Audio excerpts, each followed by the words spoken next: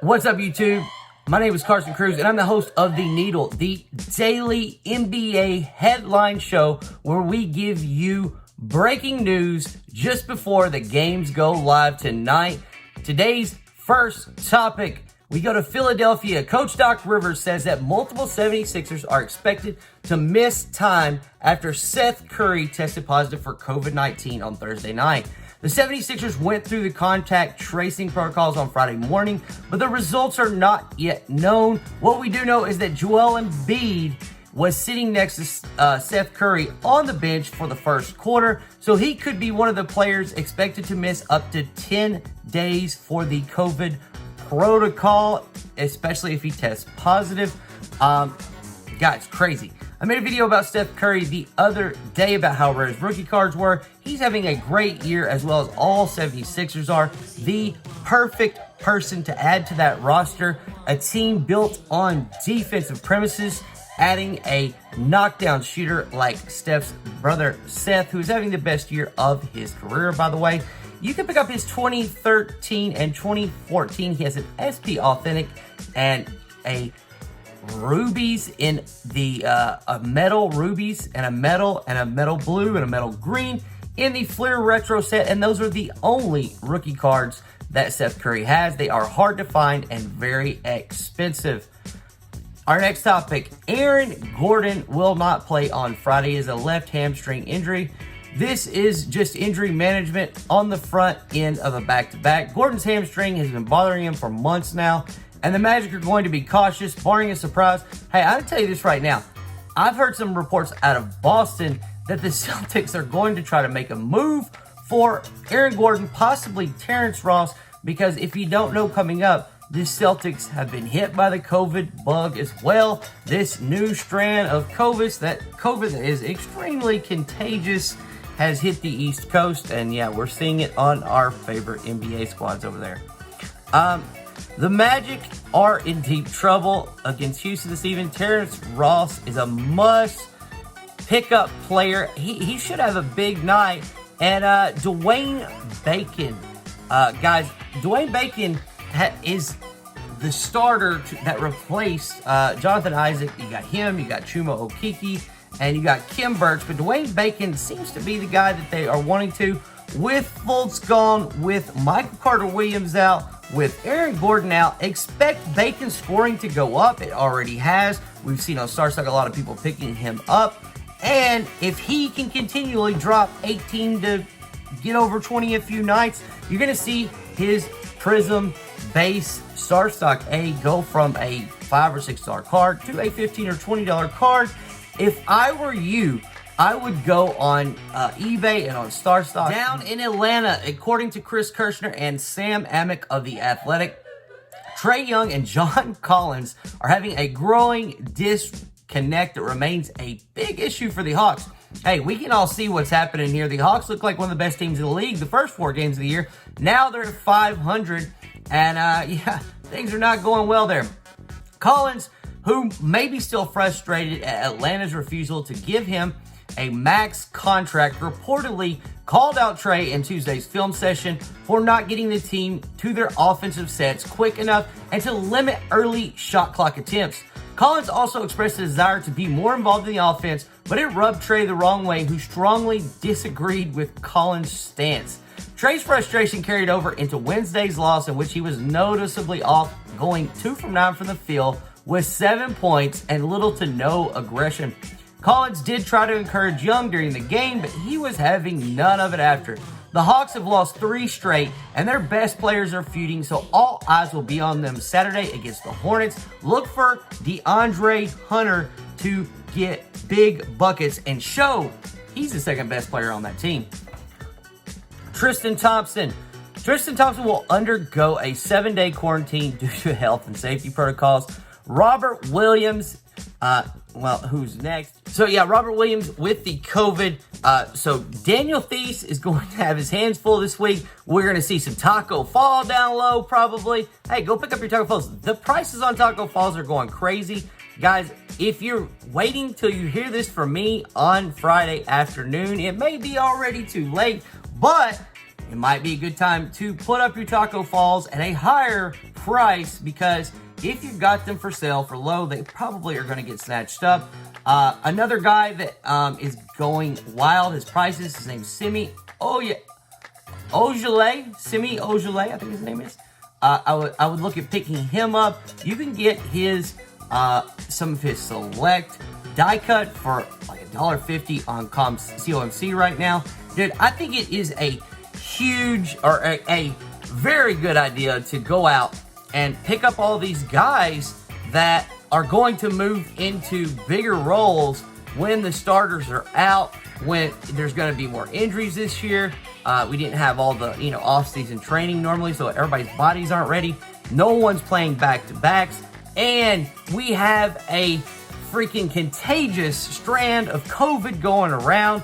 Hopefully we don't get the NBA shut down again, but, I don't want to see a lot of people get the, disease either. It's bad. It's not, just the basketball. It's a bad thing. So, if they are going to keep playing, there are going to be more and more people every week getting COVID. You better be picking up these guys that are on the rosters that are going to move into places, because if you pick them up now for, they're rookies for under $1 or on COMC, or go find them in U-Picks on eBay with free shipping, or, pick up their super rare ones that, you can get for $3 or $4 and, sell them for 15 or 20 if they have a couple big games. Like, dude, there's so much opportunity in this NBA market.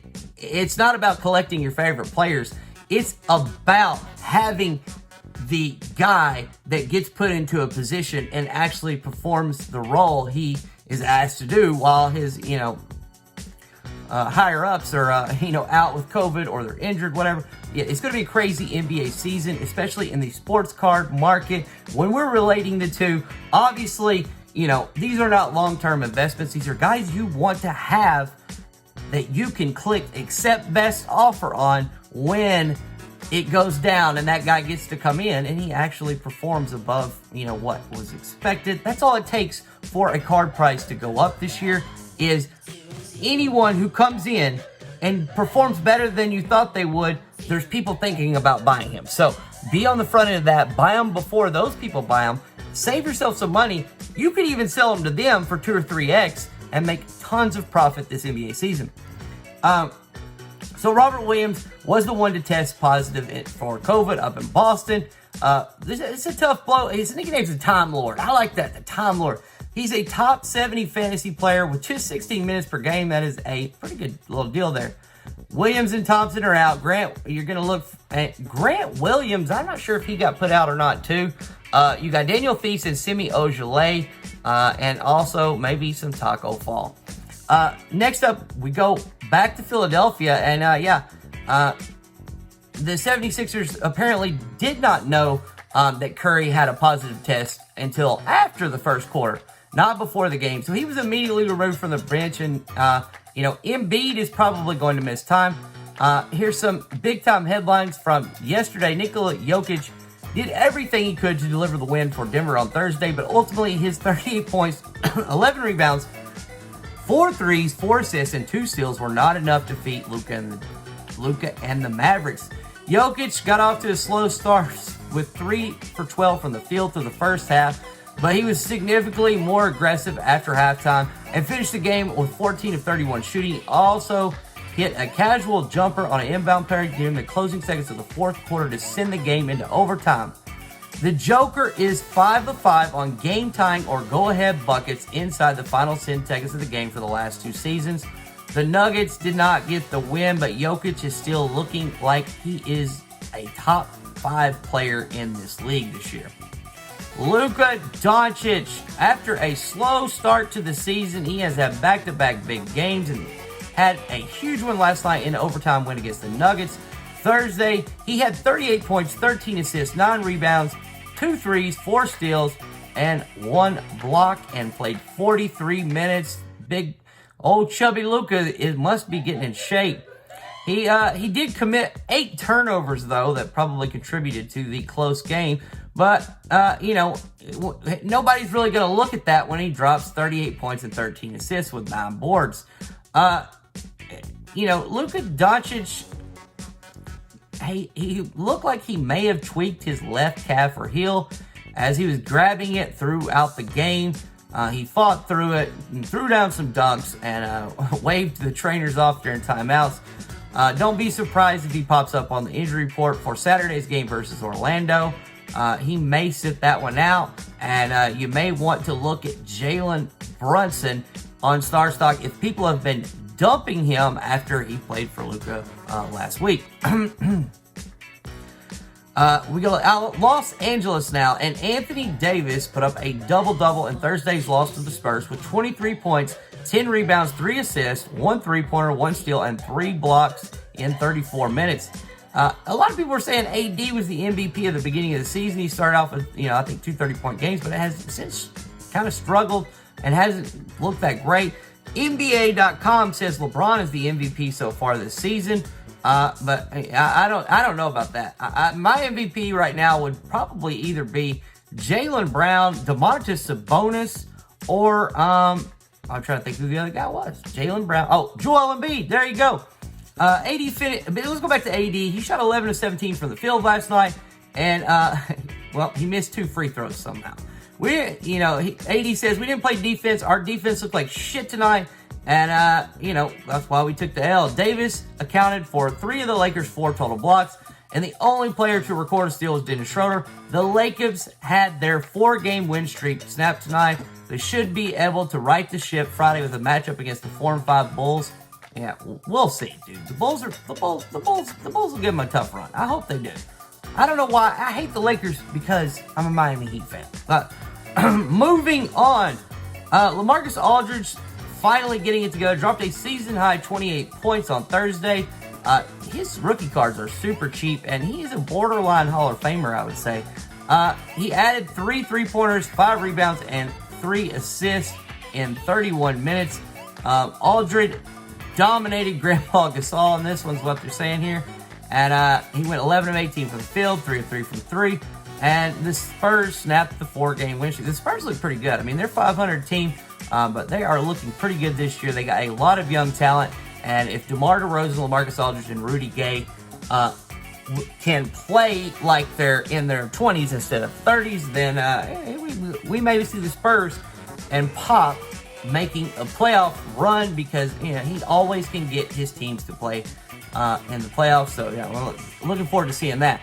In Minnesota, kind of a surprise, one of the cheapest rookies from the last couple of classes, Jared Vanderbilt, a power forward for the Timberwolves, recorded his first double-double of his career on Thursday night, scoring 10 points, 10 rebounds, 2 steals, 1 dime in 21 minutes. Vanderbilt was the 3rd center in the rotation after leapfrogging Naz Reid as the backup in the second half of Tuesday's game, but he made yet another case for more minutes in this one with Ed Davis looking lost and Reid getting exposed on defense. Vanderbilt came into tonight's game with 28 points, 22 rebounds on the season in 67 minutes. So there's a lot of young upside here for a young player who deserves more minutes with the Wolves losing 6 straight games. They are terrible, bro. He's picking up the steam in this season, and, maybe he will still get 10 or 15 minutes once Karl-Anthony Towns comes back. D'Angelo Russell is statting it up in Minnesota without Karl-Anthony Towns in the lineup. But, bro, if you don't get W's, we don't care. Damien Lillard had a field day in a 135-117 win in this game.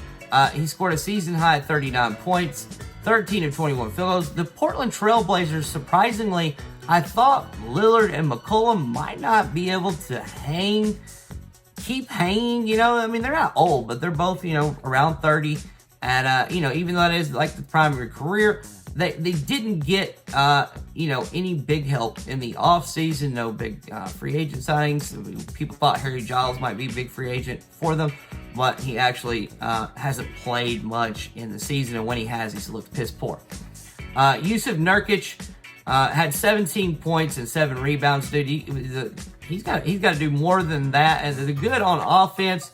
But yeah, he's a great passer. But we got to see him. He needs to be putting up 15 boards a night, as big as he is. Seth Curry's out, and yeah, that's pretty much the news today.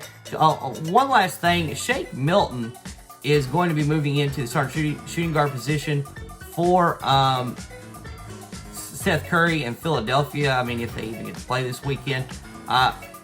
The other day, I passed up on a $15 and $20 Revolution rookie, and that's the only one he has besides autos from 2018-19 Revolution.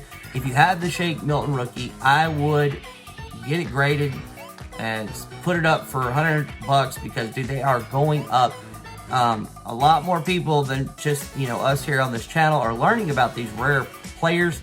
I saw a lot of videos about Christian Wood and Duncan Robinson, some of the other boys. After we dropped that video at the first of the week, there's been 2 or 3 other content creators talking about Christian Wood as one of their top 5 cards going up this week. That made me feel good, man. I was like, hey, my research is I didn't get any shout outs from these guys, but my research is actually paying off because, hey, my video's up first, and then other bigger, larger content creators are putting out the same content. Hey, man, that means I'm doing the work first. I'm getting it done. And, I try to do my best to know what's going on in the NBA so that I can help you guys to do better in your sports cards investments.